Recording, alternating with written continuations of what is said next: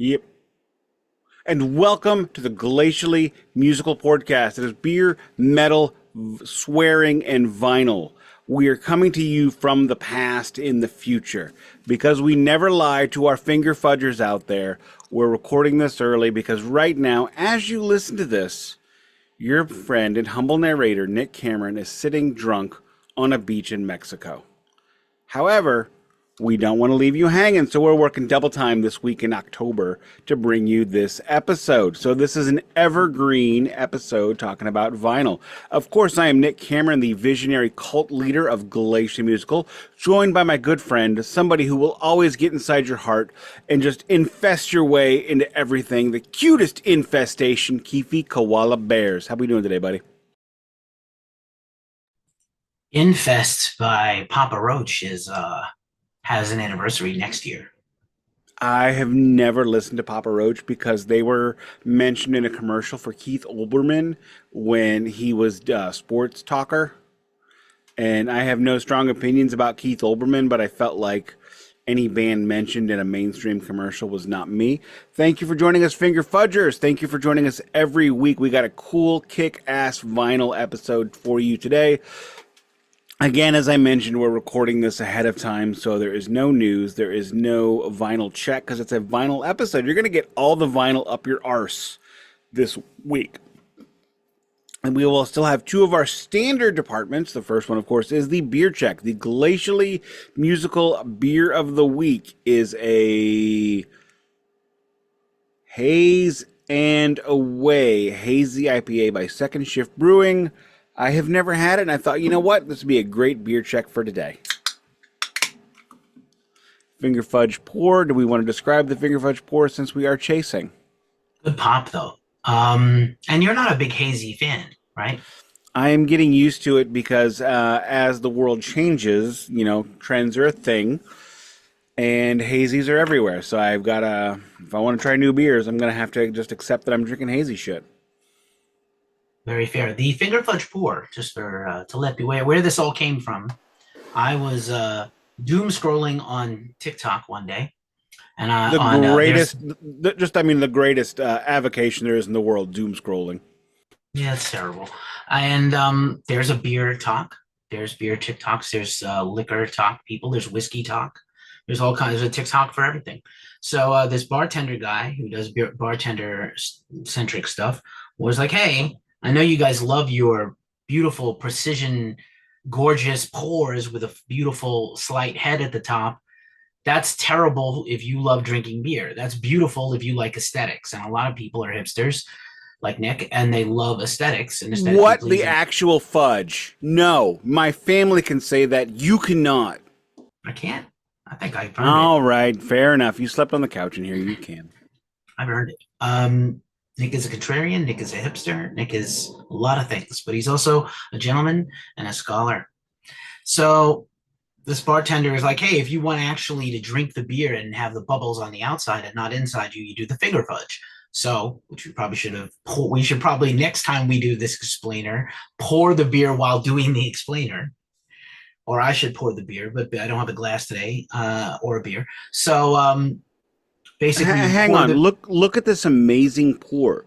This is the Finger Fudge Pour. I was just patient, and look at that. I got a perfect 1-inch head, a half-inch over the glass. I mean, if you look at that, it looks like orange juice with foam because it's a haze. It's a seriously hazy IPA. But I don't know. I don't know if this is some new AI shit. But when you put your thumb up, a thumb came on my screen that you were putting a thumb up. There's new motions like on the iPhone, and I don't need that. I don't need that.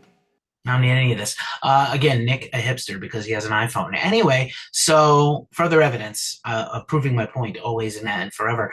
So when you do the finger fudge, instead of the tilt at an angle and pour in on the side slowly so you get the bubbles all in and you get the beautiful pour looking like a television pour basically, or a magazine ad pour, you pour it straight in like a heathen. It seems wrong. It'll seem unintuitive because everything has told you that the tilt the glass and pour in this way is the right way, just like a beer tap. But if you pour it straight in, the bubbles, and you wait a few minutes, the bubbles come out and they don't go in you. So no belching. Better taste for sure. You actually taste the beer instead of carbonation that alters the taste of the beer because your body is like, oh, I'm gonna burp, and I'm not tasting with my whole tongue and my mouth, and my nose and all my senses. I'm tasting carbonation that I'm gonna belch out in a minute. No gas, drink more beer, have a better time. Finger fudge pour. Is that a good explanation? I don't know. I didn't really expect you to put me on the spot today. That is a spectacular explanation. Please pause for me for just a moment. I apologize about that. I have been fighting with my microphone zero gravity arm because I'm fancy for a long time because the desk I'm using from the 1940s, actually does not really hold a podcast mic very well. I'm actually surprised they weren't very forward thinking when they made this damn thing in wherever the hell European country it was. Anyway, so we have done the finger fudge pour. We have done the beer check. What are you drinking today, buddy? I am drinking a good old Trader Joe's sparkling green apple seltzer. Cheers. Cheers, my friend. Cheers. Some of that microphone is in a new spot that it's never been in before, so hopefully this works. Shirt check this week. I am repping the Racoon eating sushi because I had whole food sushi the other day. It has been a very weird week of not cooking. Tomorrow, though, however, I am having my monthly poker night with my buddies. It's very high stakes, very, very high stakes. I pulled out $19 and change today for tomorrow. May go through 19 bucks. We'll see how well I do. But I am smoking a venison roast. So basically, I am making venison brisket. Got that marinating for tomorrow. It's going to put that on the grill as this is Saturday and we are recording in the future. I'll be, anyway, I don't know why I'm talking about that. Anyway, Keefy, what's your shirt check? Hey, you might recognize this shirt because I got it when I was in St. Louis at Vintage Vinyl. Keefy, one of us is repping St. Louis this week. It's and it's not you. It is the beast from the east doing it today. Nope, I'm going to leave that alone because this is the future. We're speaking to you in the future from the past. It's a time capsule. All good things are going on. It's a funny story about today. My family and I, as we record this, my lawyer wife and I had seen Soul Asylum this week, and I had decided I was going to buy a couple Soul Asylum records because you know what, excuse me, the songs were good, and it was a fun time, and I thought, you know what, I don't have Grave Dancers Union, and you know what, I'll go ahead and I'll be that guy and I'll buy their new record. I will buy your new record if I think you don't suck ass, or all that kind of stuff. Because as everybody knows that's probably listening to this, as you do the new record, that is what you're touring behind. That is what you're fighting for. That is all the good news you're trying to get, right? So I'll buy it. And on Tuesday, we're talking about money. We're talking about making sure that the future is secured. And like every American, we've got debts, of course. And I said, you know what, I'm not going to do. I'm just not going to buy those records this week. I have, I've gotten some good eBay sales, some good video games, some good record sales this week. I'm just going to be good. I'm going to save the money. I'm going to pay to the debts. And today is lawyer wife is going out of town tomorrow. She's going to Texas, and so we wanted to vote today. So hopefully that all worked out. We had voting, had to go to the bank, had to get just some random errands done. And I thought, you know what? As we're driving to one of the last places, which is Globe Drugs, which is actually not a drugstore anymore. It is now essentially a locally owned Big Lots, and it's awesome. I looked at the kid and I said, what would you think if we're driving past a really good record store? If we're in the vicinity of a really good record store, we should go, right? And her response was, yeah, Dad, we should definitely go. And I went, all right, lawyer wife, turn left on Cherokee. And the next thing I knew, we found ourselves at Dead Wax Records, which I will not be checking any of these today. They'll probably already be checked by the time you hear this. But so I went from not spending $60 on Soul Asylum records to spending $120 at a local record store today. glad you shopped local and small. Oops. I did not go, I did not get to go to Dead Wax Records, but maybe when I visit St. Louis tentatively in 2025. Well, I mean, Hopefully to the also first, see a Cardinals game. the first time you were here, I wanted you to see what really needed to be seen. Dead Wax. Do the Cardinals still have Neil Lomax and OJ Anderson? No, Neil Lomax actually was one of the original Phoenix Cardinals. So fuck you. I guess I deserve that for all the I pokey honestly I've been given lately. I cannot remember a St. Louis Cardinals quarterback, and I saw them many times Neil at St. Lomax. Louis. Neil Lomax was literally the last one.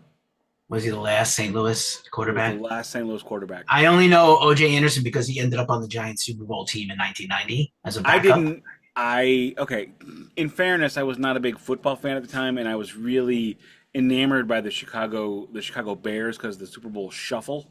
How could you not be? My mother worked at the ad agency that helped film it, That's crazy. so I actually saw the Super Bowl Shuffle like 6 months before anybody else. Well, I guess not 6 months, but before anybody else did. And my mother also worked on a campaign for combos, like before combos were a thing. Delicious. So I was eating combos for about 6 months before anybody else did. We just had a drawer of them. I don't know what that cheese thing is, that cheese substance, but it always reminded me of the horror movie The Stuff with Paul Winfield in the mid-'80s, which is like a killer yogurt substance that kills people from the inside out. And whatever, it's not real. There's no real cheese in a combo. I know they claim there is. It cannot possibly be a real cheese substance. It's cheese-like. It's cheese-ish. It's not cheese, but it's what whoever thought about like, hey, let's get pub cheese and shove it inside a tiny round hollowed out pretzel nug with giant grains of salt on it. Chef's kiss. Perfect. 10 of 10. I wish I had one right now to eat. The pizza ones were my favorite. Oh my God, you didn't hear I was muted. You did not hear my passive aggressive as you were going on. Yeah, don't be passive aggressive. It's crappy. You just shat on the whole Midwest though. Did I? I think I love the Midwest and I love all the cheese. The only cheese I've had better than the Midwest is Europe. But the problem is combos don't have real cheese. I'm sorry. Neither do Cheez-Its. We like fake cheese though. I think Cheez-Its also this like 100% real cheese is used to make Cheez-Its. The rind? Maybe. Really? Is it though? Like Thor. Could be. Is it though? Could be. Is it though? Okay. We all know who's in charge. Me, Star-Lord. Of course. Who's Star-Lord? Sorry, I was trying to. I haven't seen Mr. Lord. I have not seen Guardians in a minute, so I don't remember the exact name. As Guardians of the Galaxy, back together again. Anyway, sorry. Just want to say I absolutely loved the Chris Evans, Johnny Ringo. Well, spoiler alert for anyone who hasn't seen Deadpool. If you haven't seen Deadpool by the time this airs, have you finished Casino though? Well, I wasn't even going to bring it up. By the time this, because now this is going to go way out of order. Yeah. Okay. So yeah, Johnny Storm, Chris Evans cameo, brilliant. No notes. He didn't have to work out to be like buff for Captain America. That is literally my favorite thing I've ever seen in any Marvel movie. Because I think Blade was pretty close. No, I didn't. I mean, I never saw Blade. Okay, but I'm saying Blade's appearance in Deadpool and Wolverine. Yeah, I know, but I never saw the original Blade. That's crazy. You should see at least the first one. I probably should, but I mean, when they just canceled the next Blade movie. I know so they took it off. There's no such. I think the MCU is over. Frankly, it's definitely struggling. If What's His Nuts had just done the one thing that no domestic abuser could ever do, and apologize. Talking about Kang? Yeah. No, I'm not even gonna. I don't even think it's that. I think it is that. I mean, Jonathan Majors, no. His downfall just ruined everything. By the way, yeah, I think there's a lot of evidence that he was railroaded and he didn't do anything. I don't think so. Crazy. You know what? If he didn't exactly act like every abuser I've ever seen, I would agree with you. But he did. I don't know.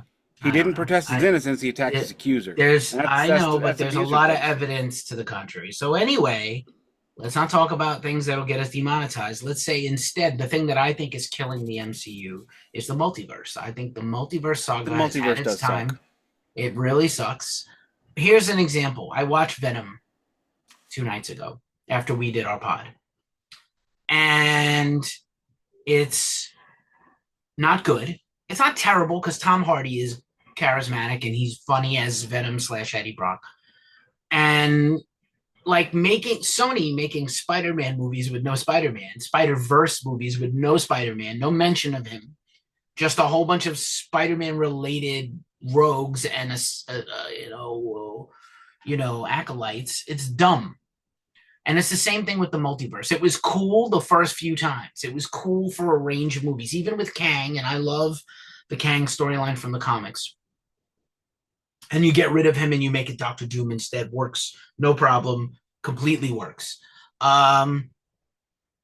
Even helps explain why RDJ is back as Doom in a way. But the problem is it's like there's no stakes. If you have a multiverse, oh, they're dead. Well, they come back from another multiverse then, another universe. It's stupid. And so Tom Holland, who is a treasure, doesn't want to keep doing these action movies forever. He wants to direct and write plays, and he's similar to Chris Evans, that's his hero. He does not want to keep being Spider-Man. It's even with bags of money and rolling up a tank of money to his house. He doesn't want to. So he and Feige went into Sony to have a meeting between Marvel, Sony, Feige, and Holland, and he said, I want to do okay, we have a reset for Peter Parker. No one knows who he is. He sewed his own suit. He doesn't have the super suit anymore, which was always dumb. Even though Peter Parker's a genius, the whole point of Spider-Man is he doesn't have a super Very suit. dumb. He doesn't need to be Iron Man. I know there's an Iron Spider suit. I read all the comics up to a certain point. He wanted to do your friendly neighborhood Spider-Man and just fight rogues and punch people in the street and make like a $50 million, a $50 million superhero movie and not this giant thing. And Sony was like, no, we need Toby and Andrew back and do another multiverse movie or we don't want to do one. So now they're going to do one and it's dumb. It's over, man. It's over. It's killing this whole thing. It's too many movies. You're absolutely right about the multiverse. And Star Wars did the same thing. You know, it's like, oh, well, you know, and it wasn't Disney that did it. The problem with Star Wars is Star Wars. No, the problem with Star Wars is Star Wars fans. That's the problem. Well, and yeah, really, that's completely the when problem. Star Wars had one movie every year at Christmas, it was flawless. And even Solo, if you go back and watch it now, it does not suck. Just people hated. I hated it. I still hated Hayden Ehrenreich as Han Solo. Stupid to hate on a good movie. It's a good movie. No, I had no problem with him. The issue I had with that movie was they didn't tell me a story I didn't know. Yeah, everybody. Well, you saw the Kessel Run. You saw the Spice Mines at Kessel. You saw Lando. You saw how he lost the Falcon in Sabak. There were absolute parts of that movie that were amazing. Han and Chewie meeting each other for the first time. Chewie almost killing Han. Had they given me all of those parts? Lando calling him Han and not Han. There's still time to save Han. Chewie should have killed Lando just for that in Empire, my favorite movie. But may I finish my point? Trying to reclaim your time. Reclaim your time. Thank you. And compliment me. You're absolutely right. I mean, when Star Wars started doing this exact same thing, and it did not start with Disney and Palpatine. It started with Darth Maul. In Episode 1, Darth Maul is cut in half. His bowels are removed from his digestive system. You can't, and then falls down a 400-foot shaft. He's an alien. You don't really know where his bowels are. Anyway, go ahead. He's got a butt crack. He is played by Ray Parks. Did you see his cinnamon Park with a singular, not plural? Did you see his cinnamon ring? I don't know that you saw his butthole. He's a humanoid. He poops out a butthole. You don't know that. I do know that. What if he doesn't poop at all? He's the Force. What if he doesn't poop? What if he... Jedi poop. Everybody poops. Everybody poops sometimes. Anyway, twice a day in my case. Okay, which one of us is the jackass? Is it me or is it you? I mean, it's me in this case. I know. I'm wearing this fucking pink shirt. Of course it's me. This is my thing. You're doing my thing? It's Nick's brand.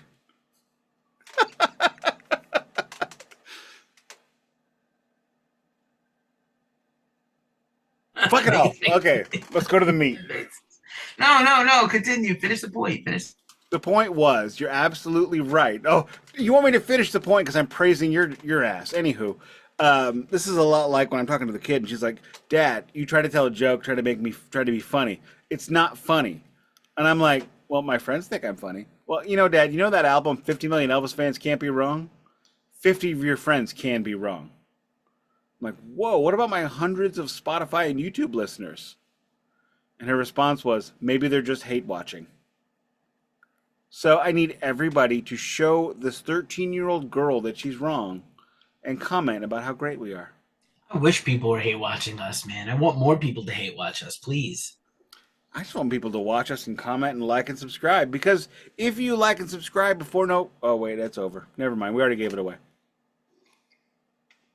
But there'll be more vinyl giveaways from my collection as time goes on. I'm actually got some valuable stuff that I'm willing to send your way. So anyway, let's move on to the meat of the episode now that we have pitter-pattered long enough. Keefy and I are recording this bonus episode, or early episode as it were, and my lawyer wife and I are going home last night. It's 11:30, and I look at her and go, "Oh my God." She's like, "What?" "We have an episode to do tomorrow." Okay. I have no topic. I said I would come up with one. I did not. Keefy did. Thank you, Keefy. You saved my ass.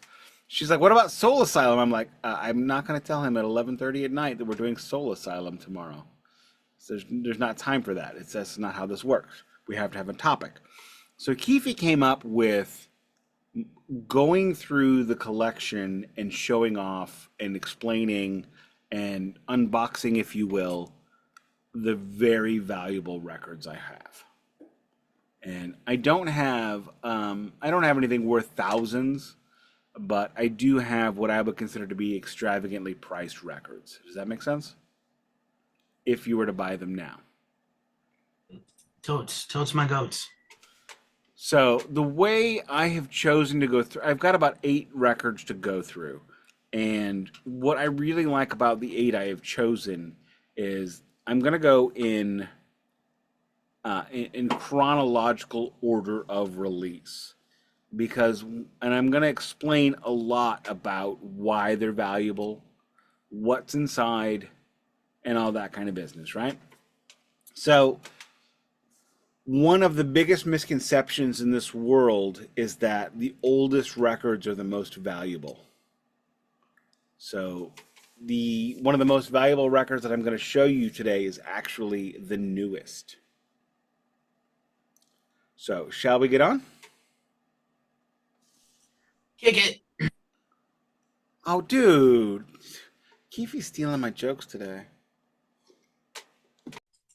You gonna cry? Little Goblin Jr. gonna cry?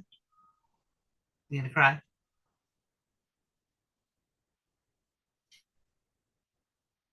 Nick is just hiding. He's muted himself. He's just not gonna talk now. What? Oh my God! I'm talking, but it's just not coming up. I'm like, you gonna cry? Oh, no! I know. Yeah. Okay. Scott Farkas. You want to see my fist, Scott Farkas, with your yellow eyes? You want to hear my cursing? Till I cry into my mommy's arms. And that's from A Christmas Story. You should all know that because it is Christmas season when you're listening to this. Anywho, record 1. Keefy, what's this? That would be Adam Hartmother. Okay, why is it expensive? Japanese pressing. Is probably rare. Probably 70s. Is it just Japanese pressing, or is it something special Japanese? It must be a special. I'm definitely not going to guess all these, so please don't ask me to. I like you to ask because we're talking. Okay. This is not just your standard Japanese pressing. This is a $100 record at minimum. I bought it for $100 after I sold a bunch of video games on eBay in 2020. This is a very special Japanese pressing. This is on a Toshiba Super Vinyl pressing. I don't know if we were doing vinyl checks at the point when I got this. Keefy, do you know what a Toshiba Super Vinyl is? I don't. Why don't you tell us what it is, Nick? I will gladly tell you. Toshiba Super Vinyl is considered to be the absolute most perfect, most wonderful vinyl press you can get. What color are they? I don't know. Oh, come on. Have more faith. They are red. I did not place this into this sleeve. Japanese records in the 70s, came in anti-static sleeves. Now, look at that. So this is a red pressing. I've got a lot of weird light going on as we're recording Yeah, today. that's freaking beautiful. It looks like a blood red. Did I play this for you while you were here? You might have, and I just was zoning out or drunk. We did have a couple of beers, most parts of the day. The Japanese Super Vinyl. I'm sorry, my stupid cats are here and they're in the way. So I know if I was doing a drinking game, we've seen 2 different cats so far behind you. I just haven't remarked about it. I just want people to see cat butt. There's something like about behind me. Yeah, they're crawling. So the arm of the couch is on your side there, and whatever it is on the. They're like literally going to that wall. I don't know if you've rubbed catnip on that part of the wall or something, but something is attracting them to the end of the couch arm, the end of the couch. Back, I have rubbed catnip there. Yeah, Louis right here. So, for the record, this is an obi strip. I forget what obi means, but basically in Japan, when they would bring in imports, they felt that your average Japanese person would not be able to read the English quickly. So, oops. So what this says right here, can you see this? Pink Floyd,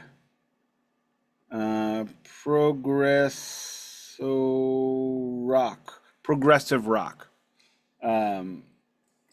So this right here down the side, this is katakana, Pink Floyd, and basically it's saying, Pink Floyd, the amazing people of progressive rock.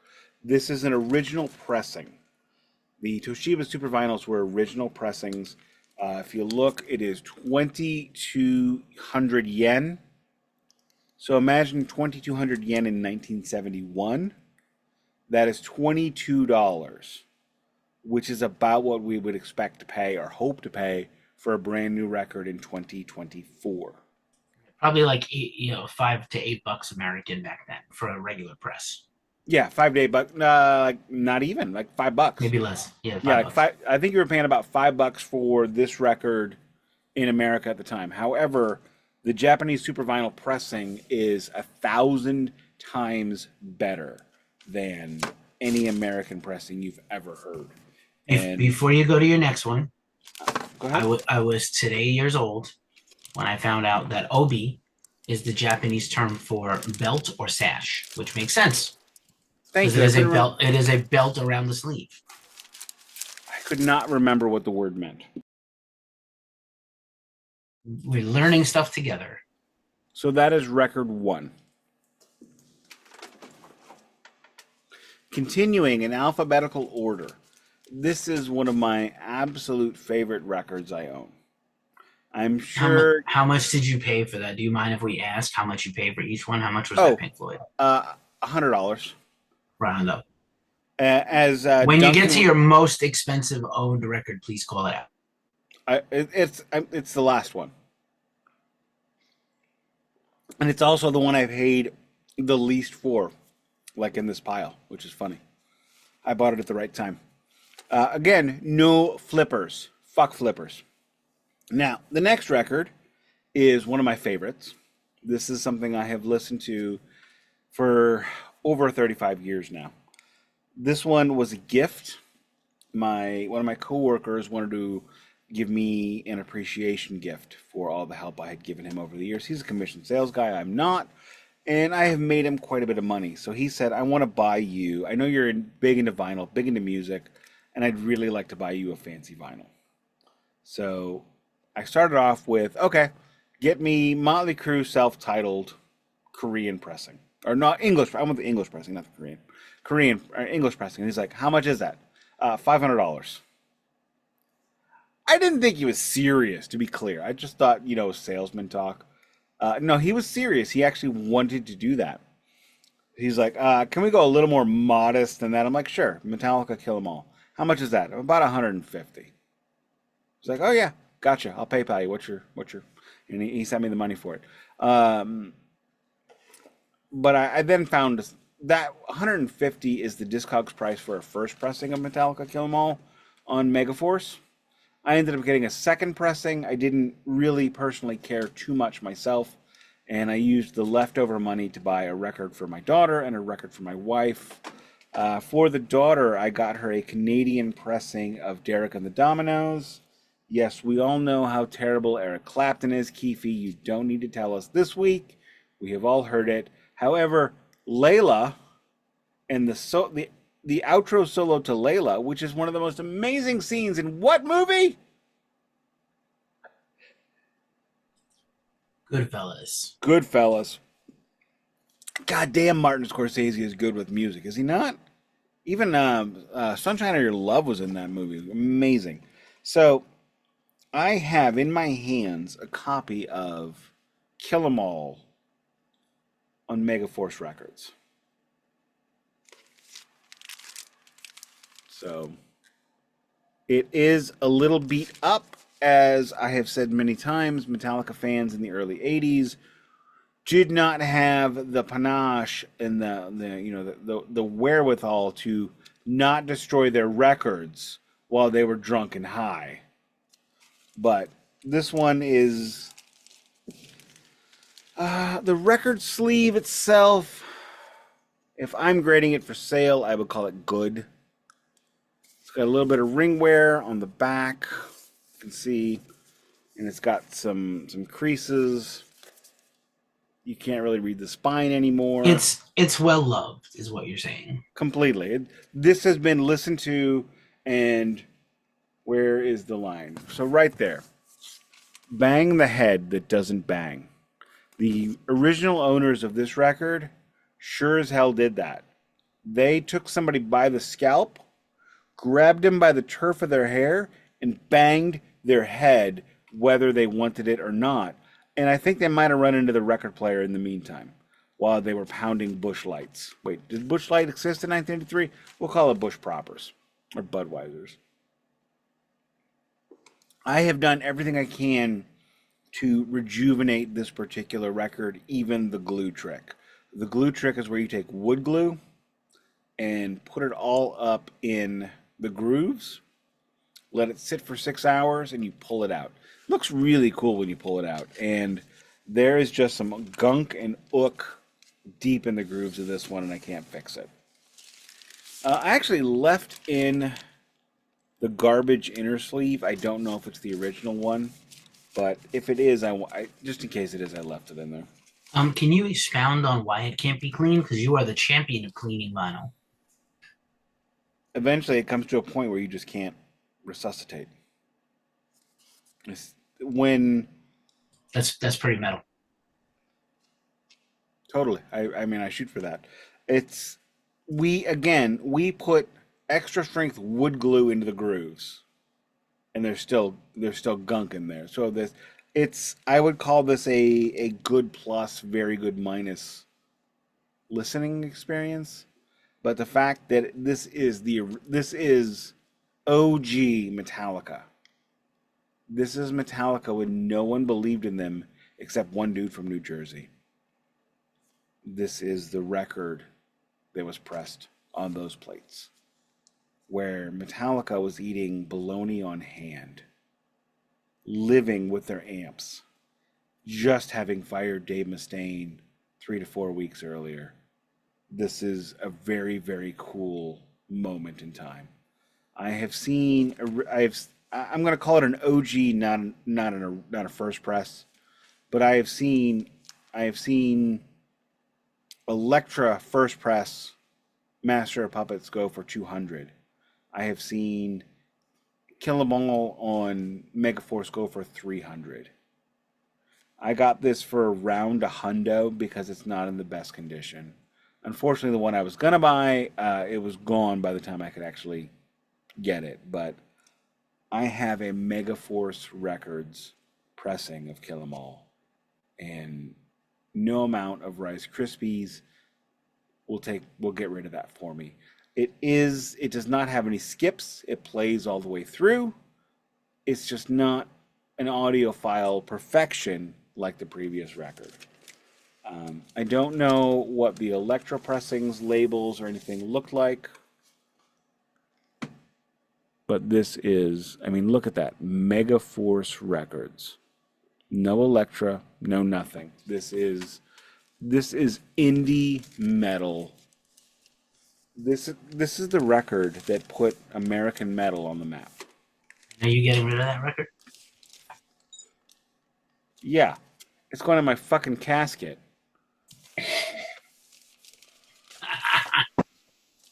When I get cremated, you put this shit under my arms like this.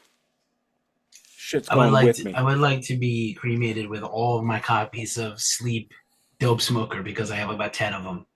Okay, again, why don't you send me one?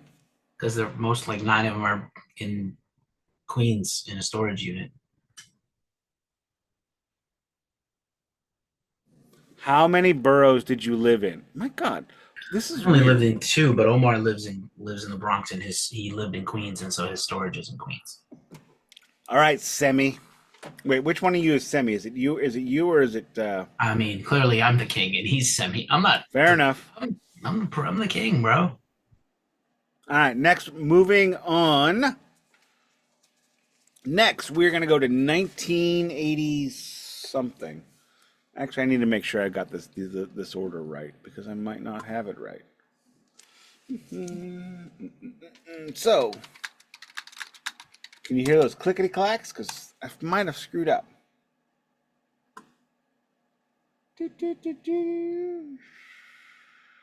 Yeah, okay, hang on. I'm going to put this one back for a minute. Okay. Next, we're going to talk about a previous, again, yeah.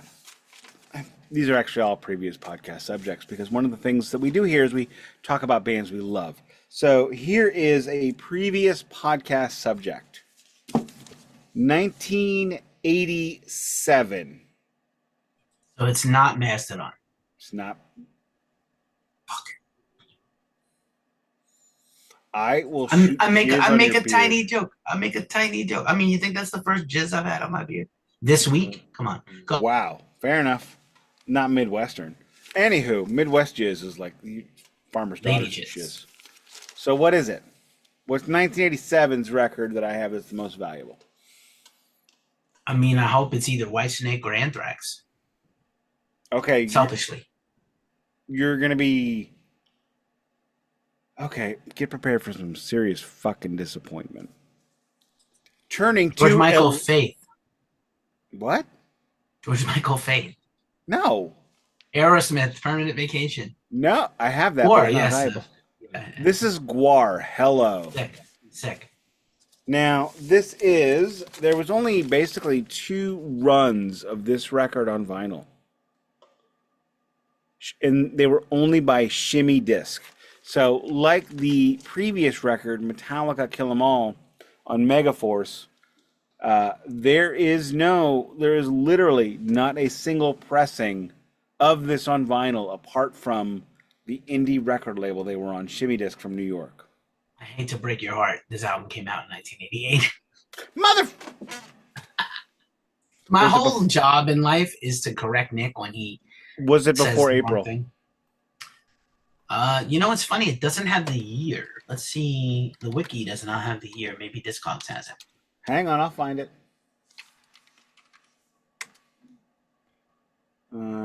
There actually is a new pressing of this coming out. I told you that they might be doing some okay. anniversary things. Oh, it looks cool. It's got a cool pressing. It's a clear splatter. Gotta respect that. Clickety clack clack clack. Super professional as always, Nik and Keefy. It doesn't say when it came out. It doesn't. But sometime 88, we got the year wrong. So sorry, buddy. Okay, well, I'm going to assume it came out before April because then that makes this work out. Yeah, so this came out in '88 sometime. Apparently, one day it was just there, being as it's amorphous. Anywho, up into the 36th anniversary release that's coming out, which would, yeah, that would, balls. Anyway, there have only been about 4 versions of this album, period. There were the 2 shimmy disc pressings, the one I've got, which is white and black on the labels, and then another one which is red labels. That's it. And then after Guar signed to Metal Blade, I believe there were 2 CD editions. I actually sold a CD copy of this a couple of years ago for like $40. This is the most money I have spent on a single record. I And how bought much was this it? $150. Say, come again. $150 Smackaroonies. Did you have to get worth permission worth of from Guar. your wife for this? I did not because I had sold a bunch of video games. When I had the 2-month break between my last job and my current job, I started getting rid of stuff and still doing that because I got way more things that I don't use anymore. And after I had gotten my new job, I went, okay, I'm gonna use this money to buy some records that I really want. I This might sound silly and unbelievable, but I really don't care about the value of records. I really don't. I care about having them on vinyl to listen to. And this is, Guar's Hello. Anyone who listened to our Guar series knows that this is literally my favorite Guar record, and it's not even close. I think I have about 7 of their albums now, and Hello is far, far and away my absolute favorite Guar. Sorry, I wanted to have it on vinyl because I just don't listen to music seriously any other way. We actually had a conversation about that because my daughter didn't know. Conversation today because my daughter didn't know that when we go to the record stores, the shopkeepers, the owners, the clerks, they all remember her. This is a 13-year-old with bright red hair, and she's very pretty, and she's a very pretty kid that listens to things like Bikini Kill, Radiohead, Lana Del Rey, The Strokes, that Buckley dude that died. Her music, she's doing music the way dudes want others to do rock music, where you go back to the beginning and you learn the canon. She is just a very noticeable, very, very bright kid. And she's like, oh my God, they remember me? I'm like, yeah, take out your headphones and talk to them when they ask you a question. And don't mumble, because the kid mumbles a lot. Well, it's tough being your kid. You're magnanimous and you have a tremendous personality. It's like a red sun imploding on itself and sucking everything into it. So like, I'm sure your kid is like, oh fuck, my dad is extra. Well, the question she asked today is, which she's asked many times, why do I have such a weird dad? Because, Oh, kid, you're lucky. At least you have a dad. Agreed. You know how many people don't have a dad at all? Oh or my a God! terrible dad? When I say things like this, like, don't compare your fucked up childhood to mine. No, I'm just saying other people. That's what she says to me, and I'm like, what? I That's I think actually a I really had fair point. one. I had one childhood friend out of 20 with like 2 functioning, good, loving, safe, kind I parents. Let me think. You have an There was exceptional kid. I don't like most children there was give me the Nate, ick. The ick. but Nate's parents were like on again, off again later on in their friendship, and there was Brad, but his family seemed like Brady Bunch weirdos. So fake, outwardly nice, and then probably dark secrets. Satanic Yeah, cult. probably. I mean, if they if they Rosemary's weren't Baby. if they had a satanic cult and they didn't fucking invite me, I'm pissed. Shame on them. I know, right? Because I would have like made that awesome. I'd have brought some great music. I'd have brought some Morbid Angel, some Slayer, some Deicide, a little King Diamond. Coven. We actually talked about Coven the other day. Not you and me. One of my coworkers. I don't know, like Bloody Tin Soldier or something. I don't know. You're muted. Sorry, I muted. One Tin Soldier, which takes on a different connotation when performed by Coven, but it is the theme song from Billy Jack. I have vinyl checked Yeah, the that's what he said, single Billy of Jack. One Tin Yeah. Soldier. I have vinyl checked the single of One Tin Soldier. I have it. Oh my God! Do you want to make my This best year, friend? probably. Do you want to make my best friend hate you? No. Okay, because here's what we would do: Is this watch Danny Billy Nichols? Jack together Oh, without okay. him. Yeah, he's been trying to get you to watch it for like 40 years and you won't watch it. Correct. But if you ask me to, just to piss him off, Oh, he I'm doesn't not listen. that kind I'll say of. whatever. Unlike, I am not a contrarian, so I don't enjoy contrarian behaviors to get people to gotcha. I don't do that shit. I like if you wanted to watch it, I would watch it with you. Eat I've your own seen it. butt. It's not remarkable. He disagrees. Anywho, let us move on. Moving along. This is Next, 1980 motherfudging 8. April. Are you 100% sure? Yes, yeah. Sorry. I've actually got the wiki. I got the wiki up. I laugh at your dismay. Okay, so guess what it is? Again, and Justice for All. No. 80. And Justice was 89. Madonna, Dick Tracy. What the fuck? No. What? King's X, Out of a Silent Planet. Have you ever seen me check that?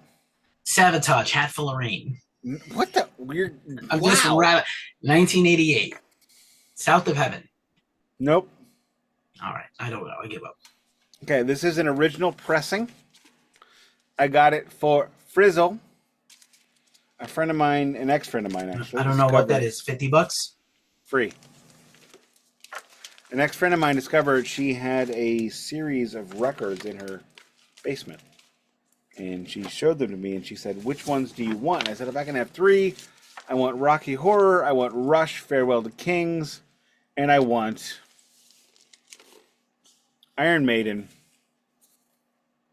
Seventh Son of a Seventh Son. This record was very briefly on my Discogs for sale list this year because I have not listened to it in a long time. This does have the inner sleeve. Most of my earlier Iron Maiden records do not have them, but I also don't care. So I'm willing to spend... I love that 80s layout with the one Dutch angle photo of the band surrounded by the lyrics. It's so 80s. Ah, I dropped it. Off the rails, Amtrak. We have been Amtrak since this episode started. Oh my God, look at this. They look like shoving buddies. It's like an 80s sitcom. God, Nico McBrain is tall. Why has this dude never been cast as Frankenstein? Like, seriously, you wouldn't even need any prosthetics. You just paint him green. I mean that in a good way. We did that record, former Glacially Musical podcast subject, and it is definitely a 30-30-30, or even worse, maybe it's a 30-70 record. Yeah, it. Did I mention it was briefly in my for sale this year? Yeah. I looked at it and I went, you know what? I can't. I just can't. I mean, I don't listen to it very often, but I still can't. And as we have discussed recently, here is side A. If you look at the label, that is not a track listing. It is also does not say side A. Fuck that. Seriously, let us know what side is side A. Make it simple. We drink. We smoke. Here's side B. But what's cool about this is a late 80s record. And looking vinyl. Yeah, this was in literally a basement for like 10 years. I cleaned it. I got it going. This thing is in immaculate condition. And even though I am no longer friends with the person who gave it to me, I could not let someone else have this. This had to stay in my house. And how much was it? I got it for free. It sells for about $90 right now. This is a very early this is an original pressing. None of my Iron Maiden records are represses, which I am quite proud of that. Okay, let me take a drink. You talk. Um, I'm not doing any checking today. I will say the two most expensive records I own. I do not go out for specific pressings. I don't buy special lathe cuts cut in a certain factory. None of these things holds an appeal for me. I want the records to play them, and I don't quite care.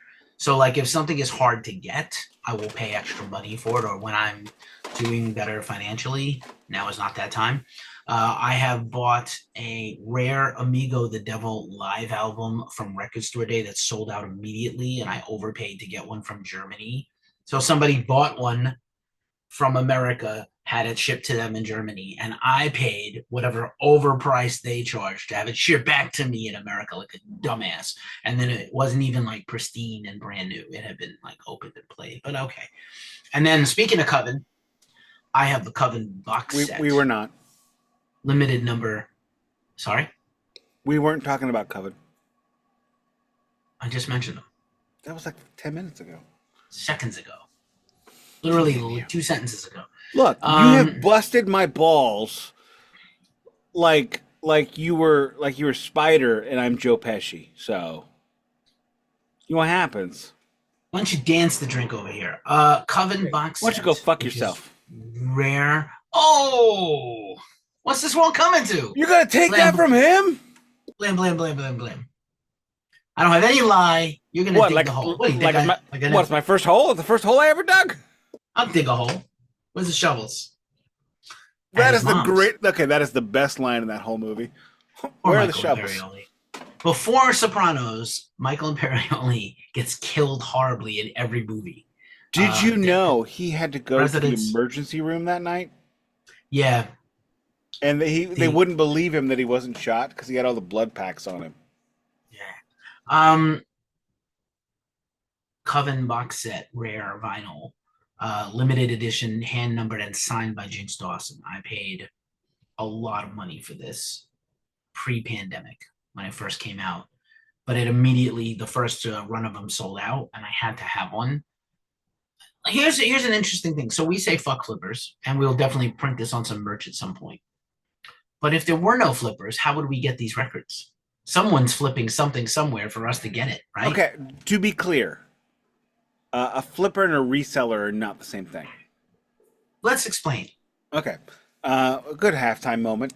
I sell records from time to time. About once a year, I go to my Discogs and I start scrolling through it and I go, well, I really don't feel like I need Bull of Apis, Bull of Bronze anymore.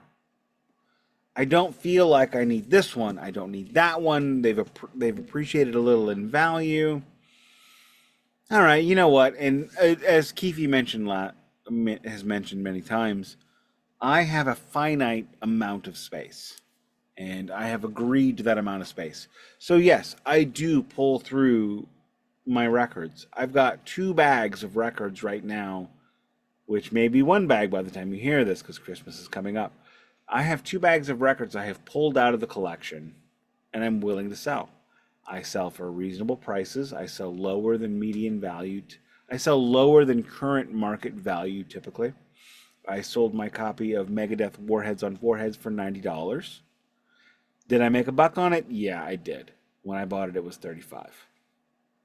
But you know what? I'm not going to sell it for $35 now. And I don't consider that flipping. I consider that going, this is no longer something I wish to own. So I resell things from time to time. Or I could take them to the record store and I could turn them in and get nothing for them. And I don't feel like that's a service to me, because you know what? If you buy it from me, you buy it from a store, you're supporting the world, you're supporting America, whatever. The difference between flippers, now if I were flipping things, I would buy 4 copies of Union Live at the Galaxy, because it didn't sell well. Buy 3 or 4 copies of it, keep them sealed, keep three in waiting in order to sell them later. I didn't do that. I bought 1. I've never bought 2 copies of a record. I briefly considered doing this, and I thought, you know what? No. I remember Lawyer Wife looked at me and she's like, do you really want to do that? Do you really want to keep a ledger on this? Do you really want to see if this makes sense? And I went, no, I don't. And I think Keefy yelled at me when I mentioned it to him. And so Flippers are people who buy things new in the hopes of making somebody else spend too much money on it. I resell later if it's increased in value and I don't care anymore. If it hasn't increased in value, I don't bother because I don't want to send you a $4 record mailer, make you spend $5 in shipping for a $5 record when you can just go anywhere to get it. Does that make sense? Totally. That is an excellent explanation. Thank you.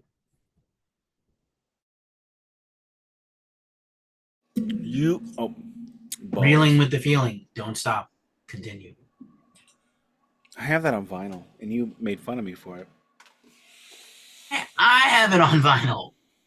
I have the same copy you have. The same one. You have the red one? The Walmart one? One of them. Yeah, one of them. I have like one of like them. Wait a minute. What the fuck? What? You make fun of me. You. Yes. I make fun of you for things because I'm a hypocrite. Yes, that's exactly my MO. You didn't know that already? A hipster crit. Continue, sir. Oh, second beer. What you got? Did you talk over the pop? Doesn't Philippa. I wish I had like something a little bit lower in ABV, but whatever. Fuck it. This will make the first pop counts. No? This will make Chelsea Handler funnier.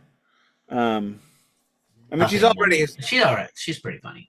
She's already like her on the Muppets Tonight, the Muppets show. Her dating Scooter is literally one of the funniest things I have ever seen in my life. I am excited to see her. All right. So, anywho, next you have a good life, sir. Never, if you're ever feeling blue, you have a pretty good life. Yeah, I know. I'm sorry. I have an amazingly wonderful, blessed life, and that's why I always say lawyer wife, not wife, so nobody thinks that I'm trying to take away from what's been given to me. Quinn, if you're listening. Anywho, moving on. Speaking of things being given to me, about 4 or 5 years ago, actually it was 5 years ago now, Duncan and I are brainstorming for ideas for the Department of Metal Antiquities. And this ended up becoming an episode on the show much later. But he and I mined the Black Sabbath, 80s Black Sabbath. We mined the crap out of it because there's a lot of records nobody knows. And he mentioned that he had a copy of Black Sabbath Tear that he spent £5 on at a charity shop. Or as we would say in America, a thrift shop. And actually, I had an idea a couple of years ago to do a podcast where I would go to a thrift shop and buy a record and listen to it and review it. But now, no thrift shops in my area. We were supposed to do that when I was there. We never did. Were we? You had floated that to me, yeah. Oh, but it's fine. On Vietnamese Sandwich Day, you floated that to me in the car. I remember distinctly. What the hell's Vietnam? We didn't get Vietnamese sandwiches, did we? Oh, we had Chinese food or something for lunch. We had Chinese food one day. Yeah. Anywho, so yeah, that was my idea. But now none of the thrift shops have records because people that have record stalls in antique malls buy them all, thinking, "Oh, I can sell this O.C. Thomas record for $35 to an idiot." Well, that idiot's not me, sir. It's not me. So he mentioned that he bought this record at a charity shop, and I'll pull back the veil a little bit. We did a few episodes where we did a gift exchange of records, and in the first one, I said I would really like a copy. I would really like your copy of that Black Sabbath record if you don't mind giving it up. And I said, believe me, he sent me that record and a few other records that were not like super valuable. And I sent him several records of commensurate value. And I remember in the episode we did, he's like, wow, you sent more than you said we could send. The agreement was 3. I sent him like 6.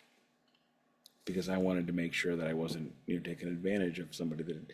But he said he didn't care about it. So this album was never released on vinyl in America until the previous podcast subject, Anno Domini, featuring Jamie Morris. But I have a original IRS pressing of Black Sabbath Tear. You have mentioned this before. This is real. It's got a split up top. This is not from my pressing from, as you can tell, because this is not, you can tell it's not my box set pressing because this is an old vinyl style inner sleeve. They don't make them like this anymore. This record, and this is what this record and the next couple actually are a great lesson in what is valuable and what's not valuable. Oh, and I do have the original inner sleeve, which is just, it is just a record sleeve with lyrics. Now, I'm going to bring Keefy into this one and say, what makes a record valuable? Well, scarcity, number one. Correct. What number two, quality. Number three, I'm just going to do a bullet point list. Well, I think if there's a lot of them in the marketplace and they're not good, and then there's a few that are fantastic, that would make them valuable. But one of the things I have learned is records really gain value later. After they're sold out is when... So, Tear, I will say it is the only Tony Martin record we did on the Department of Metal Antiquities where we gave it a spin it. Although, you know, you and I, with the aforementioned, the affluent, the affable Jamie Morris, we reviewed all 4 records in Anno Domini, and we really came around on them in a way we had not before because we listened to them properly. But it's still not Black Sabbath. It's still a whole other thing, but that's besides the point. But what makes a record really valuable primarily is scarcity. It's scarcity and Q rating of the artist.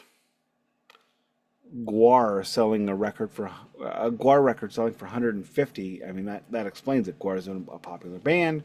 This is hard to find. Same with this record. Black Sabbath is, especially when, you know, the 80s Black Sabbath records kind of became lost even on CD. Good luck trying to find Black Sabbath Born Again on CD right now. It's just not there. It doesn't exist. So I had to get it on vinyl in order to get it. This record is not phenomenal, but it's good. This comes out in 1980. Go balls. I should have had this ready to go. Click, clack, click, clack. Click, clack, click, clack. Click, clack, Yeah, but it sounds good. I got a new keyboard, did I tell you? Does it light up? It does light up. Mine lights up. This comes out in August 1990. So I think I might have screwed up the balls. Oh no.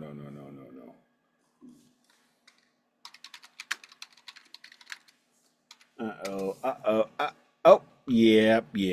I'm sorry. We're gonna go out of order. So 1990. What is the dominant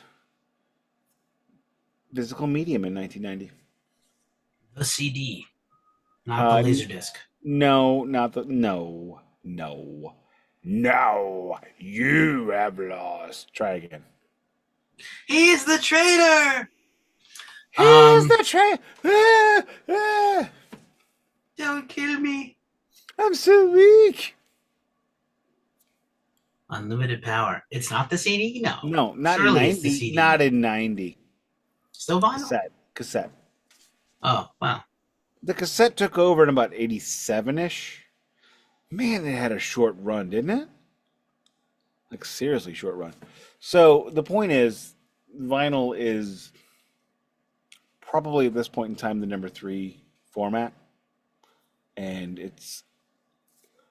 I don't know what you remember from 1990, but can you remember anybody in 90? So I'm 14, 15, 16 around this time. Did any of you, in your, what, about 17 to 20? Yeah, yeah. I mean, I'm 17, going on 18, most of 1990. Do you remember anybody buying vinyl, buying new vinyl at this time? Not much. No. I knew no one that did. So here we have the breaking point, right? This is when vinyl goes from a legitimate physical media into this thing that kind of existed once. Sound about right? They're still pressing it. They're still making it as I'm going to point out a well, recent is the time we record this, but a previous vinyl check when I brought up Del the Funky Homo Sapien that had a Sam Goody price sticker in 2001 of $9.99 when we were paying $18, $19 for records at that point. Or CDs, excuse me. So paying 18, 19 CDs. So there aren't many of these 1988 to 1995 records. Let's call the thing what it is. They're just, Motley Crue. Did I mention the Motley Crue record on this show? Yeah, I did. So Motley Crue self-titled comes out in 1995, right? And some people that are me would tell you that is the best Motley Crue record ever recorded. Incidentally, the only one not recorded with Vince Neil. Weird. It's almost like Vince Neil's not that good. But they did not press that record on vinyl in America. They did not press that record on vinyl in anywhere apart from South Korea and England. The English pressing is on 2 discs. The South Korean pressing is 1 disc. One of them has the red cover, one of them has the yellow cover. England, interestingly enough, never really stopped listening to records. Isn't that weird? I can remember watching Shaun of the Dead for the first time. And I don't think we mentioned Simon Pegg and Nick Frost enough on this show. Because I feel like they're geniuses. And Simon Wright, of course. But they're throwing records. They're gonna do a classic Keith moment and say Edgar Wright. Simon Wright is the drummer for AC/DC and Dio. Edgar we don't talk about him enough either, do we? We don't actually. I interviewed him. He was very salty. Edgar Wright or Simon Wright? Simon. I wish I interviewed Edgar Wright. Simon Wright. Okay, well, fuck that guy. I should not have mentioned him because I should have gotten it right to begin with. So they're throwing records. This is Shaun of the Dead is what, 2003, 2004-ish? Sound about right? 2004. And in America in 2004, we are still spooging on CDs, man. We are loving the CD. And Mike D told us in 1994. What did he tell us? I'm still listening to Wax. I'm not using the CD. And I'm like, you dumbass. And, yeah, who's the dumbass now, Mike D? It's this guy. I should have listened to you. I could have gotten all these Pink Floyd records for like $8.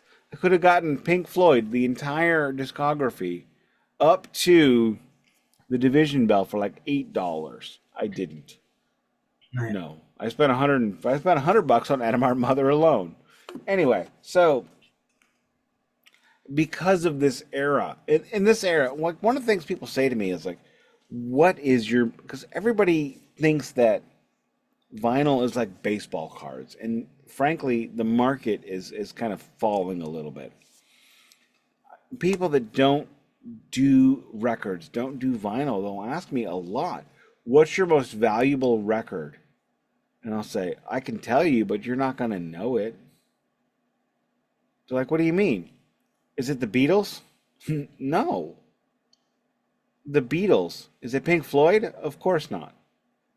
What about Metallica? Still no. It could be, but it's not. Because you're talking about, when you say that kind of thing, you're talking about bands that have sold, like Pink Floyd Dark Side of the Moon has sold, I want to say 45 million copies. The most expensive copy of that record is like $80. Why? Because it sold 45 million of them. If you sell 45 million copies of something, it's not rare. Now, what is rare is a record that comes out in 1993.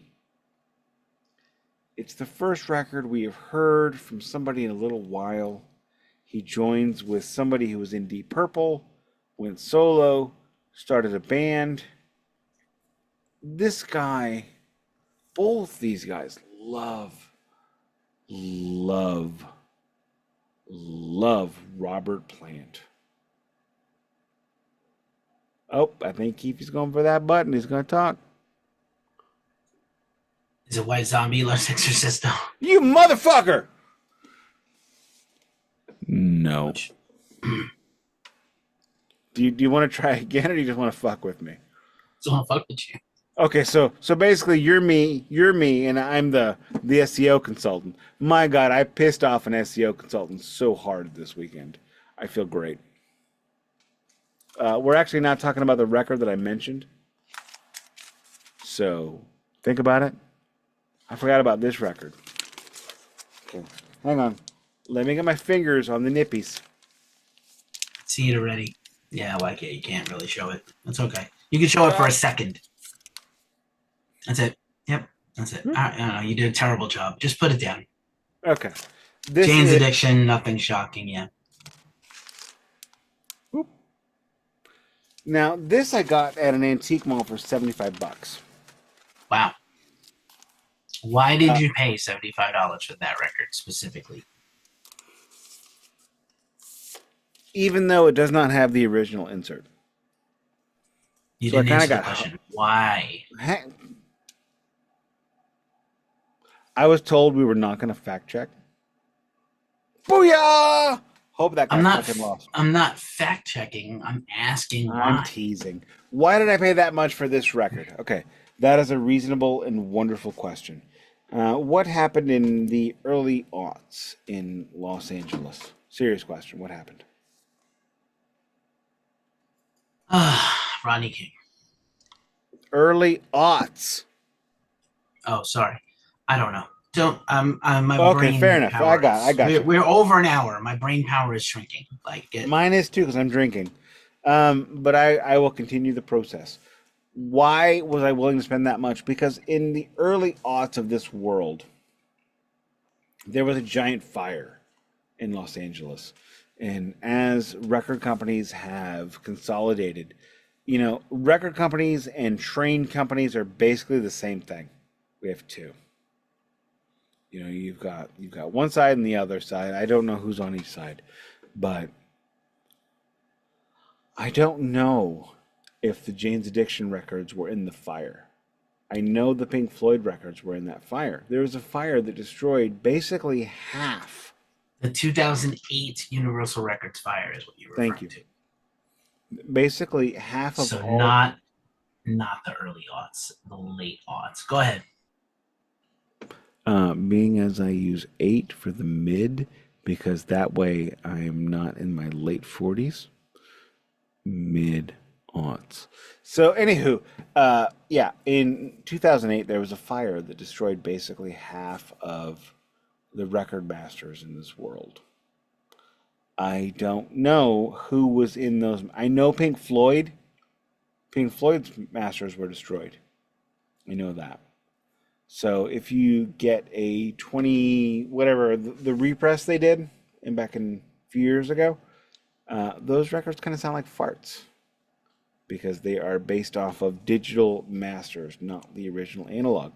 So I don't know what was in those masters. I do not buy for value. I buy for quality and I buy for my personal consumption. And I don't know, because I don't know if Jane's Addiction's Nothing Shocking was in that list. I didn't want to repress. Is it as good as Los Exorcisto? Not even close. Does it have like super mega standout tracks? No. But I saw it and I went, that needs to be in my house. So I spent $75. It is worth, with the insert, probably about $150. Give or take. So I feel like I got an okay number on it. Yeah. Any questions? Go ahead. I don't know how accurate it is, but the wiki article on the fire does have the entire list published by the New York Times as every artist or band included, and then an additional 4 other bands that Universal listed in their legal documents, It's including Slayer. amazing, but it's amazing what was lost. Oh, this list is humongous across all genres. It's really upsetting. And do you believe the list you're We reading? could never even do this list, and there's probably a lot of stuff they don't know about that was lost too. Correct, exactly. Catalog wrong, artists they never paid, stuff they acquired from smaller labels they swallowed up. So, any questions as to why Nick buys original pressings? That's fair. Yeah, that's it. I am willing to spend because anything that was destroyed. So let's just explain anything that was destroyed in this fire, unless there's a double somewhere on reel to reel, you can never get another original pressing or a new press from an original master ever again. Not even a remaster. Yeah, it's going to be from a CD, which is bad. We know it's bad. Or like maybe modern records, the last 25 years, if you had digital tapes and they weren't lost, you might be able to get a completely remaster an album from scratch, but that's expensive. So for the record, the entire Pink Floyd discography that was re-released in 2016 is off of a digital master. Now, I will let me say, my copy of the Division Bell, which is the only one I have from that, the only one I listen to, I do have a copy of The Wall, which is on the wall. Get it? That is because that was recorded digitally, it sounds okay. But other than that, they're kind of noisy, they're kind of a little squiffy. I thanked my wife for buying me the copy she did, and I did not upset with her when I replaced it. I don't want to make fun of the dead, but there's an anecdote here. Smash Mouth confirmed their recordings were not destroyed, tragically. Oh, ball. Somebody once told me.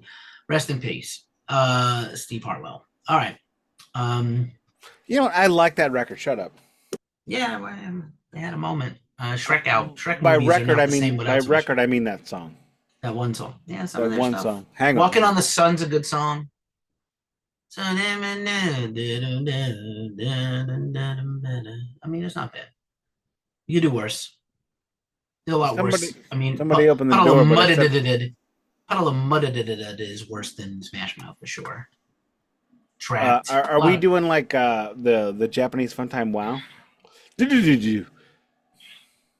I don't think anybody gets that joke. I'm the only person that really loved Japanese Funtime Wow on SNL. Anyway, shall we? Continue.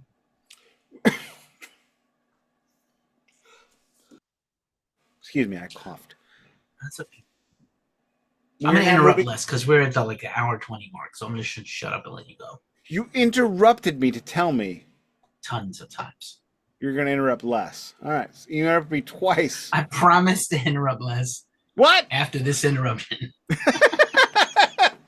Pardon the next 6 interruptions while I interrupt more than I did less. Yes. I will not interrupt following this interruption that's happening right now. Continue. Reclaim your time. We're having a good time, right? You having fun, buddy? All right. All the fun. I'm sweating balls here. Two more records. So, next, remember that thing I said about the next record that wasn't that record, but now it's this record.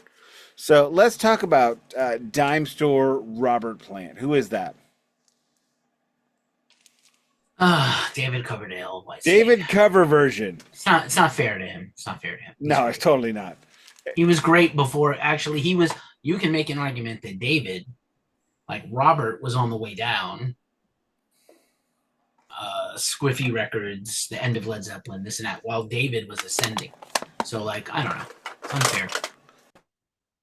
Like straight up, half of those Robert Plant records were good. Well, I mean, barely good. Not half. Okay, we did a series. We can go again. Oh, There's we plenty can't. more. Like, okay, the first record, Pictures at 11, is amazing. Excellent. Yeah. Let's move forward 12 years. Yeah. Well, 7 or 8. No, we're gonna move forward 12 to this record. Oh. What's Oh this? yeah. Oh yeah, baby. Yeah, That's. I buddy. was wait. I was waiting for that. I had a feeling we were going to see that today. I'm glad. This is Coverdale Page. Now, your average person does not remember Coverdale Page because, frankly, it did not get the. Help me out, Keefy. What's the word? I mean, definitely didn't get the accolades that it Thank deserved you. to get. Did not. Now, why One of the first is AI music videos, by the way.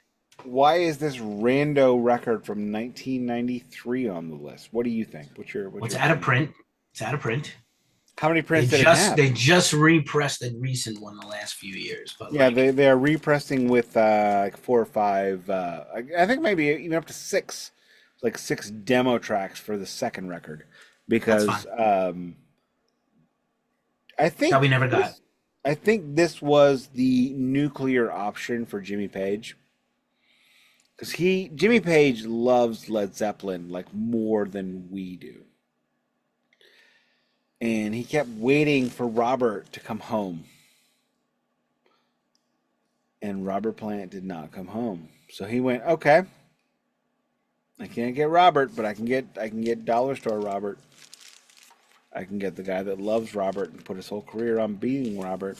For all these people that are mad at Linkin Park and Pantera and all these things, imagine if imagine if Led Zeppelin reunited with Miles Kennedy as the vocalist, and it was incredible. And like, how mad would boomers be though? Well, they almost reunited with Steven Tyler as the vocalist because they couldn't get Plant to do it. Well, that would have been bad because Steven can't sing even one iota as good as He Robert. could then. We're talking about 8. I mean, so basically, he's Jimmy Page wants to go home. Jimmy Page does not want to be a solo artist. Jimmy Page wants a writer. Jimmy Page wants a partner.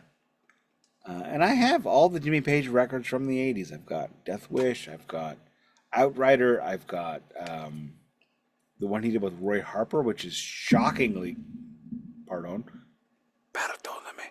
Well, one with Roy Harper, which is shockingly good. Shockingly good. He needs someone to write with. He cannot sing. Outrider is the worst record he put out in the 80s. And I can imagine that he's like leaving, voicemails. And I like that record, but yeah, would have been better with a better singer. is it as good as the record I just showed you? Not even close. No, much better There you, songs. there you go. And the problem with this one is half of it is terrible. This is a 30-30-30 record, but the fact that it's 70 minutes long means you had a great 35-minute record here. So, this record, again, we are talking about an album that's released in the CD era. In Brazil, in the UK, and everybody's favorite Southeast Asian nation that's not me, South Korea, you can buy on vinyl Coverdale Page. Um, Here is a true story. I don't know what song it was, but there was a song that the local rock station Keishi 95 played so much in the mid-aughts, I thought it was a Led Zeppelin tune. It's not. It's Coverdale Page. I don't know what song it was, but I also thought I'm in the Mood for a Melody was a Led Zeppelin song, which is off of Manic Nirvana. I have that record No, it on isn't. vinyl too.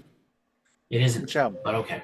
Which I'm in album? the mood for melody. Early Plant, second album, Manic Nirvana, 1990. But it's okay. Talk, Keefy. Nick's gonna look it up because he's hostile. I'm in the mood for melody is like the second Plant album, and it's okay. And then yeah, Manic Nirvana, 1990, bro. I really love Now and Zen. That Well, is you the know what? Robert I album. wanna I wanna now tell you how wrong you are, but keep talking. I'm not wrong. I'm 100% right. I said 100%. I said I want to tell you. You want to, but I I want can't to. because I'm right. No, I cannot. I got nothing. Yeah, I know. It's okay. It's all right. So go ahead and And talk, and then I'll. Coverdale Page, incredible album. Incredible. I think it's most, actually, I think it's like a 60-40 album, and it's really good. But that's me. I love that record. It's really well written. It may very well be 60-40. And Coverdale wrote some of it on guitar himself. Jimmy let him write. But it's way too long.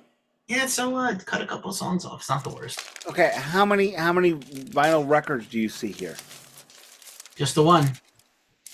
Okay, do you hear the flippy? Look at that. Yeah. This is not a 180. This is the Brazilian pressing. So, if you're not watching on YouTube, go ahead and get a sandwich right now. Not the highest quality is what Nick is saying. But rare enough to pay for, right? How much was that? 100? Shipped $100. Yeah. I bought this on a. I received a gift card. From my family that said, "You are priceless to us, so you may buy any record you want, regardless of price." Oh. Now, let's take a look at that. If you can see that clearly, you can see that it's in Portuguese. Obrigado. No, the Portuguese part you can't see. It's at the bottom of the label. There are only 3 until the final like Super Fancy Pants re-release comes out. There have only been 3 pressings of this on vinyl, and they are Brazil, the UK, and South Korea. So why Brazil pressed it, I don't know. Maybe they're selling to South America. I heard tale, which I cannot confirm nor deny, that in the 2000s they were still selling Atari and Genesis games, like new ones. I don't know if that's true. But checks out. So now we have the final record. How much do you think the final record is worth? Is this now, because you moved the order around a little, is this still the most expensive one? I screwed up on the order. I meant to go in chronological. It is one of the most. It is one of the most. I'll say $200. I am checking Discogs presently. This record has a median price range of $170. What did you pay? Including shipping from England, $29. $29? $29. The whole thing? Whole thing. Oh, okay. Well, that's interesting. Why is it the most? Is it worth? You're saying it's worth the most. That's not what you pay the most. Okay. It is the most valuable record I own. Okay.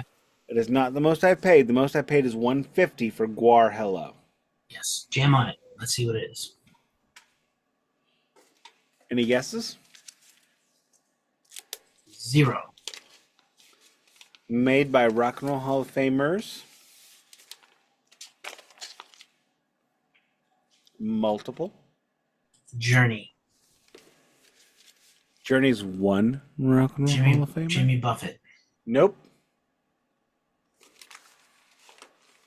Electric Hot Tuna. All right, I'll give you a hint. It's on Vertigo Records. The Big Bopper. Nope. Black Sabbath. Nope. I give up. Lou Reed and Metallica. Lulu. Horrible. This just ruined my whole day. Now, why is this so valuable? This partnership is over. I'm kidding. But no. Why is it so valuable? Because it sucks. Worst album, one of the worst albums ever for either artist. It's one of the worst albums of my lifetime. It's worse than. This is scarring me worse than Dynasty when it came out when I was 4. Each one. Okay, 1. Let that go. You were 4, and Kiss is sellouts. I think I was 6, but anyway, fuck them. Kiss are sellouts. They were sellouts from the moment they said go. It's called Thing When It Is. Now, why do you think this record is so valuable?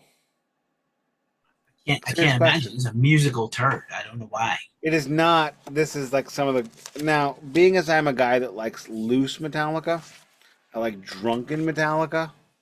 This is as close as you're gonna get. Uh, oh, you can't. Okay, you can't see it. This is. There were only 2 pressings of this thing on vinyl ever. Is there like a misprint? Is that why? No. Misprints and mistakes are also reasons why things would be valuable. Yeah, but that's stupid. Don't care.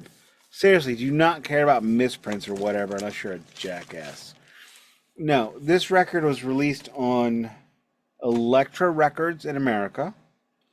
It was released on Vertigo Records in the UK. What didn't I say?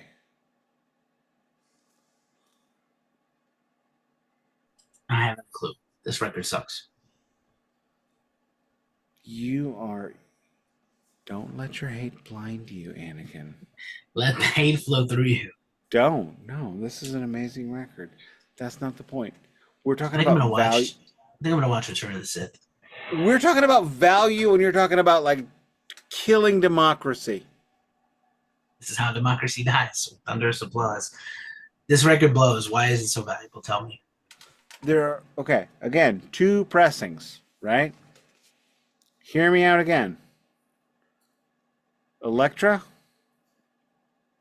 Vertigo. What's it missing? Blackened Records isn't Correct. Oh, So who owns it? maybe Warner owns it and not Metallica. I don't know, bro. I like literally I don't know. What I do know, Yeah, they might not own it completely. They might have had to split the publishing with Lou, and then Lou died, and his estate took that portion over, and they're not going to get ownership of it. Good. That means they won't put it back out again.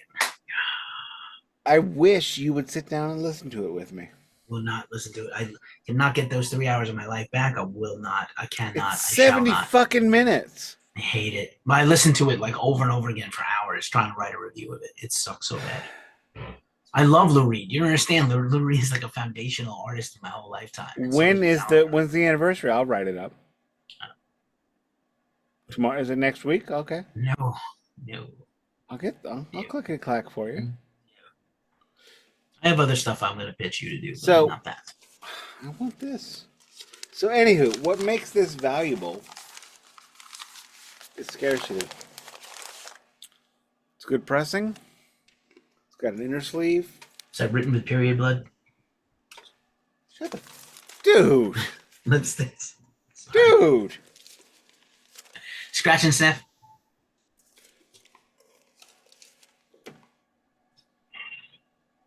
No. There is not enough booze in the world to get through whatever you just said. Yes, I know. The fuck is wrong with you? I regret everything about that album, and they should too. No, this Lars, album is amazing. someday people are gonna come around on that one and feign anger. They won't, but you know what? Fuck them, because they're wrong. In the immortal words of Torben Ulrich, you should not put this out with your name on it. They should. You should. So anywho, I have Lulu on vinyl. No. Not many people Is that do. still in the plastic and not in an actual mylar? No, this is it came in this. Okay. So All the right, thing pal. about vinyl is it's a lot like video games. It's a lot like video games, right? It's a double collectability. So Panzer Dragoon Saga for the Sega Saturn in English is a very low produced game, but it's considered to be high quality. So scarcity and quality makes it extraordinarily valuable. Whether you agree or don't agree, like Lulu and Keefy, matters not. I personally really enjoy Lulu because it's Metallica at my favorite. I like Metallica when they're loose and off to the side, Not when they are so tight and delicious. I can like do things. Look at me. I'm a shark.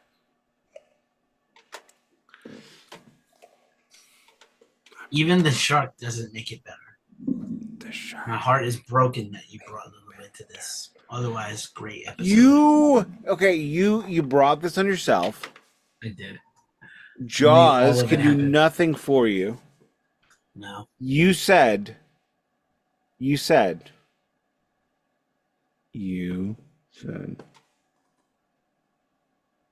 I can send you a photo of the message you sent me. I have the I sent the message. I know it was my idea.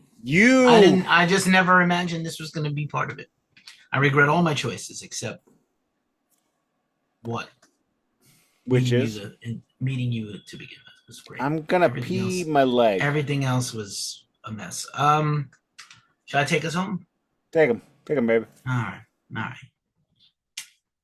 Despite the appearance of Lulu by Lou Reed and Metallica, you have been listening. It will always come up as much as I can squeeze that shit in. What? Shit and squeeze is two appropriate things. You've been listening to the Glacially Musical Podcast. This is a chaser episode where we detail Nick's most valuable vinyl, both in his expenditure and value to never resell, but they're worth. I thought this was a good chaser episode. Thank you, because none of these will ever be sold. These are mine forever. Fair enough. Even though you flirted with selling the Maiden, you should not have. And if you're going to sell it to me. I can sit $400. No, that's a bit much. No, I will. Yes, I did consider the Maiden, and I went nope. I noped out of it, and I apologize to Eddie for my transgressions. Sure. But yes, these are my. Did I mention the Coverdale page was a Father's Day giftish? Yes. Okay. Yes, and I do love that record a lot. So thanks for listening. Chances are you're new here, so please like and subscribe. Finger fudge that like and sub button. By now, we have given away our bundles of vinyl by the time this is run, but we will surely get to another one at some point in the future when we get to another milestone of subs on both YouTube and the pods. I'm the co-host of the Glacially Musical Podcast. I'm Ghost Called Keefy of ghostcalledmag.com, at Ghost Called Mag, at Ghost Called Keefy, everywhere. Nick is on all the socials, glacially_musical, a couple of other things. And this Glacially Musical Podcast, it does not play in Peoria, but Nick has probably bought a vinyl in Peoria, I'm guessing. No, I have in Davenport. Maybe next year. Davenport, but not Peoria. And Rock Island. Is that Davenport, Iowa? Okay. I bought Ace Frehley and Jimi Hendrix in the Quad Cities. One regrettable, one not. Okay, pal. No. They're both amazing. One's amazing. One is okay. Fine, you're right. Not wrong. Most of Ace's stuff is terrible. Okay. Whoa, what do you mean now? You're right because you're talking. That is literally my bit. That is my bit. We'll go back into normal next week to not doing this. I promise. I don't. Right, I'm hangry and you gotta pee. I'll see you later.